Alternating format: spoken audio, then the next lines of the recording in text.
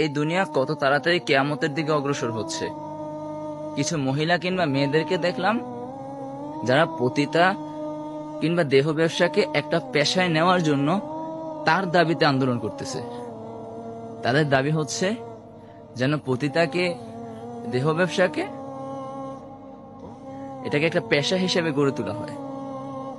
চিন্তা করতে পারেন দেহ ব্যবসা কিভাবে একটা পেশা হতে পারে। যে জিনিসটা তারা এতদিন গোপনে করিয়ে বেরিয়েছে সেটা তারা এখন প্রকাশ্যে করতে চায়। তারা এখন প্রকাশ্যে করার জন্য তারা আন্দোলন করতেছে। আপনি চিন্তা করেন, আপনি কি আপনার মা বোনদেরকে, এটা যদি একটা পেশা হয়, আপনি কি আপনার মা বোনকে পাঠাবেন এরকম একটা পেশায় কাজ করার জন্য? তারা বাংলাদেশের প্রত্যেকটা নারীকে তাদের মতো মনে করে। তারা মনে করে যে প্রত্যেকটা নারীর কাছেই এটা খুব সম্মানজনক কাজ না, তারা মনে করে তাদের জন্য এটা খুব সম্মানজনক কাজ। চিন্তা করতে পারেন তাদের মন মানসিকতা, তার চিন্তা ভাবনা কতটা নিকৃষ্ট। আল্লাহ পাক রব্বুল আলামিন তাদেরকে সঠিক বুঝ দান করুন।